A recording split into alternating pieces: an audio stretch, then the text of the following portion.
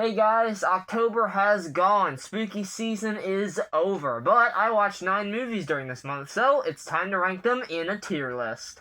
As always, this will contain some spoilers potentially for the certain movies that I talk about. If I get to a movie that you haven't seen yet, just be aware that I may bring up spoilers when talking about where it ranks in the list and why it ranks there. So with that in mind, let's get into it. He's looking at me. Oh my god. Alright, I started off the month with VHS Halloween, a movie that I was really looking forward to because I started watching the VHS franchise last year, got about 4 films in, and then, I don't know, I just needed a break, I guess, and I stopped. This year, I picked them back up, and I really became a fan of the franchise by the end, and watching this one was so much fun. This is not, like, anything groundbreaking by any means, but it's such a fun movie. It's so good for spooky season. This is definitely going to be a Halloween rewatch for me every year. It's just got some very creepy stories in it. There is the house with all the babies. The mom feeding the baby adults and shit. You got the Kid Print story, which is dark as fuck and terrifying. You have the Fun Size story by the Too Many Cooks director, which is really fun. Just so goofy, man. This movie obviously has some like tonal issues because it goes from such a lighthearted none of it's lighthearted, such a goofy story to such a dark one on a dime. It flips just like that. But that is also kind of the point of this movie and these movies in general, is to give us different like genres, different tones each time, because it is basically like a collection of short films in one movie. And I just had a great time with this movie. It's got great gore. It doesn't hold back at all. It doesn't matter who dies. If you're a kid or what, you're going to get your guts pulled out. So it's not for the faint of heart to watch, but man, I had a good time. So it is going in the great tier. It seems like someone wanted all of us here. Bone Lake is probably the horniest movie of the year. This is about a couple going to an Airbnb, and then they realize that this other couple is there, and they've booked the same Airbnb. And over the course of the movie, they're dipping their toes in the lake, they're swimming around, they're skinny dipping, and the couple start to, I don't know, get horny for each other and start to like potentially cheat, but maybe not cheat. They're trying to, like, test each other's connection and shit, I guess. It's so weird. The dynamics between the characters, it could have been used a lot better. I was expecting a lot more to happen, a lot more drama between the couples to happen.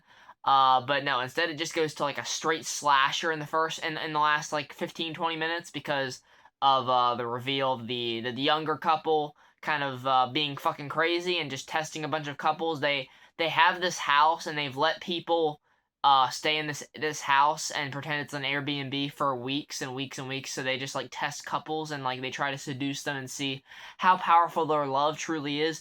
Also, the couple are siblings, by the way. If it couldn't get any more fucked up, there you go. The main the main couple that we're following, they do a decent job. I think everyone does a pretty good job in this movie. It just didn't work for me. The parts of the puzzle just weren't coming together to form anything that I would be entertained to watch again. I would want to watch again. So, bit of a letdown. It's going in the mid tier.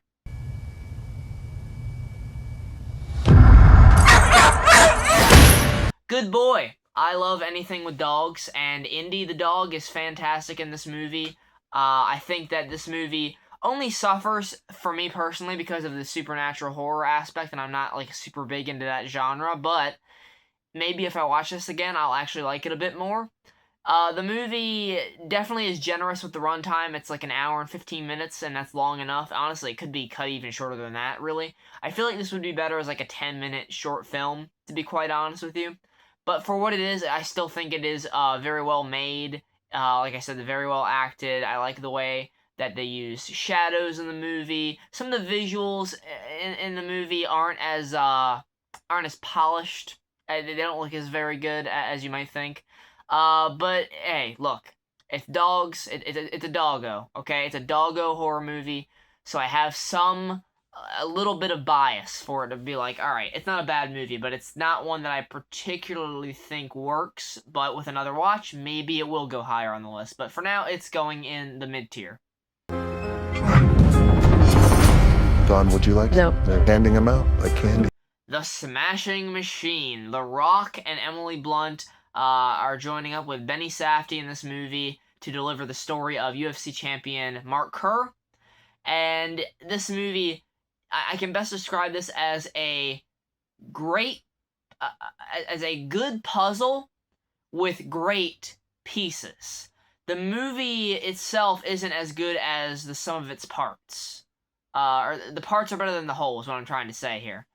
I think that The Rock is fantastic in this movie. He gives the performance of his career. This is hands down the best he's ever done because he can't be The Rock. He can't lean on that charisma. He has to be Mark Kerr. He has to interact with people, talk differently. He has to just interact with people and act a certain way that he's not used to. And I like that. I respect him for that choice to take on this role. Emily Blunt's great. I think the movie just suffers from not having a through line in its plot. We're just kind of getting dropped in to these moments in his life where he's dealing with addiction or he's dealing with his toxic relationship, and he's not, it's not. I wasn't feeling like a complete arc was happening. It was more just moments. Like we're getting just moments. It's like a highlight reel, except it's not highlights. It's like fucking depressing. But overall, the filmmaking is really awesome. I think Benny Safdie does a great job. I like the found footage, kind of style, the film grainy, television stuff. It's got a bunch of different styles of film in here used, like IMAX film, obviously the 10 millimeter. I think it's really good. It's just not, it got held back from being something really great thanks to the execution of the story. It's just a feeling. Fascinating. Tron Ares. Simply put, I don't remember anything about this movie except for 9 Inch Nails, and the movie looked good. The visuals were fucking great, and 9 Inch Nails kicks ass. That's it. Jared Leto is this AI guy, Ares, and he's like trying to help this human because he feels the rain touch him, and he's like, oh wow, the rain touched me, so now I have human feelings. I understand human emotions now. I'll be honest, this isn't a bad movie. There's not enough bad things in this movie for me to put it in the bad tier, but man, it just leaves like no impression on me whatsoever, and I'm struggling to even recount what happens in this movie. Jeff Bridges is in it. Good for all you Tron fans. I'm not necessarily the biggest Tron fan. I was just looking for a cool looking movie with, a story that I can at least have some care for, and I got half of that. The story is just not something I really cared about. I didn't care about any of these characters. There's actually too many of them being focused on for me to latch on to any one of them. If I had to choose, fucking Evan Peters is doing a good job. He's having fun with this character, but yeah, that's really where my positives and my thoughts in general end on Tron Ares. I just no, it goes in the mid tier because I can't fucking remember anything else that happened. Oh, are you law enforcement? Yes, I am. Wow, that's amazing. Channing Tatum is a man in Toys R Us.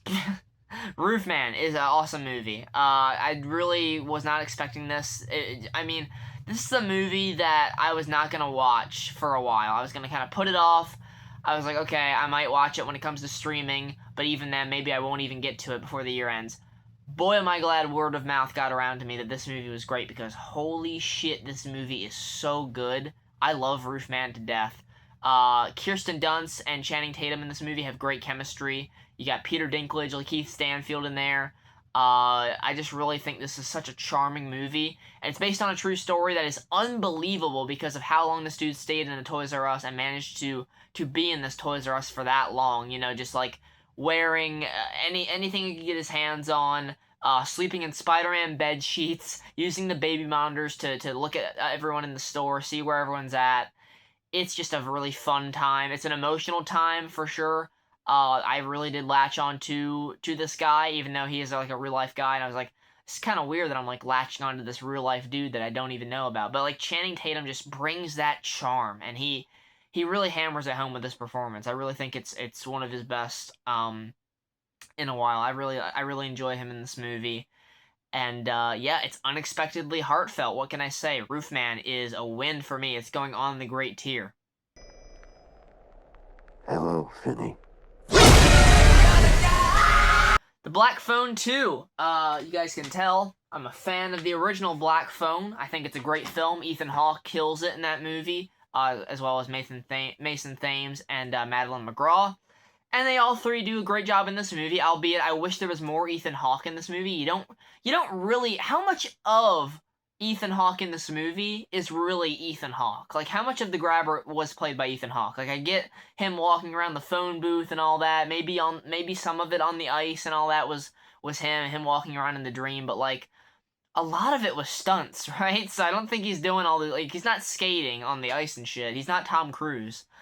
But nonetheless, I think that this movie is really good. It's not better than the first one. I think the more grounded, self-contained story in the first one works better for this. But Madeline McGraw being pushed into the spotlight as our main character in this one, kind of Mason Thames, taking a bit of a backseat to his sister Gwen in this movie.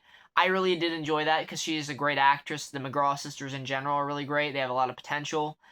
Mason Thames, for what he is in this movie, he's really great as well, as Finney, just, dealing with that trauma of what happened to him in the first movie. You have this plot involving their mom and this deeper connection between their mom and the grabber, how he was there at Alpine Lake, and she found out that he had taken some kids, and then he made it so it looked like she hung herself. Some really dark stuff there. The Nightmare on Elm Street stuff is fun. Definitely understand why people are pissed at it for just ripping that off, but, like, I think it's just fun, okay? Alright? So I had a good time with the movie. It's just not as good as the first, so not a huge letdown, but just a step down from the first one. So it's going in the good tier. He's gonna repair the entire world.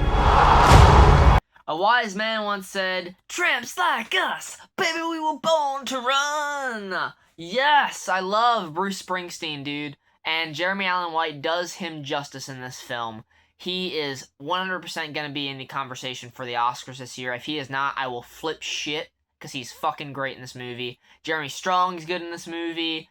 Odessa Young, that's the one that was in The Damned, all the way back in January when we talked about The Damned.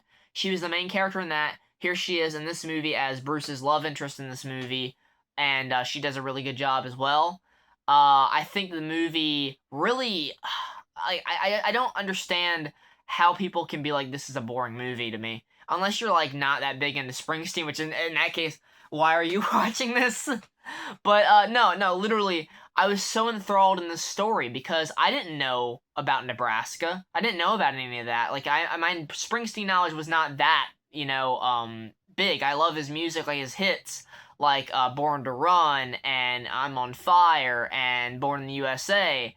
And I just really wasn't sure what the hell this story was going to be, but I'm so glad it was told, because this is about Bruce pushing back against the man, against the studio, and telling them, like, no, I know you guys want me to do these big hits and these big albums and do more big tours, but I got some trauma I got to work through with my father, who's played really great by Stephen Graham, and I need to work this through this album, Nebraska, and he does it, and I respect the fuck out of him for that, and I just really was compelled by his performance and the drive that he had to get this album out as authentic and as raw and as true to himself as possible. So Springsteen is another biopic that I really enjoy. I enjoy musician biopics in general, and yeah, this is another one to add to that pile. So it's going in the great tier for me. Claire Grant! Can't be good. Get in the car! Then we have Regretting You. More like regretting watching this movie. More like regretting watching you is what it should be called. What the fuck? Colleen Hoover is insane. I know she didn't have, like, full control over this movie's script, but it's still coming from her written words in the book. What the fuck? Like, okay, so Mason Thames and McKenna Grace, let me get the positives out of it, because there's very fucking few. Mason Thames and McKenna Grace are really great. They're a couple in real life, I'm pretty sure. They're really awesome. I love them. Great chemistry. Allison Williams and Dave Franco, fine. I feel like they were a little bit miscast in this. I wasn't really vibing with their performances, but they're fine for what they're given. But the story that we're given here, holy shit, this is the most uncomfortable romance movie I've seen in a long time. and it's all played off to be like super charming and heartwarming and powerful and compelling. What the fuck? They're cheating on. Well, first, okay, the sisters and the two husbands. One of the sisters die, one of the husbands die, and then the two that are remaining end up over the course of the movie getting together. What the fuck? I know that the other sister and the husband that died, they were having an affair when they died. I get that, right? And you might be, conflicted, like, wow, maybe we did really choose the wrong person all along. But fucking read the room. Your daughter is mourning her father and her aunt, and then you're fucking Dave Franco. Like, I don't get it. I don't understand this movie, and I don't think I want to. And anyone that liked this movie, I'm sorry if I'm like really shitting on your parade here, but oh my god. No, regretting you. Fuck this movie. Bad tier. I really appreciate you guys checking out these tier list videos. I hope you guys enjoyed. Thanks so much for watching once again. Take care, and goodbye.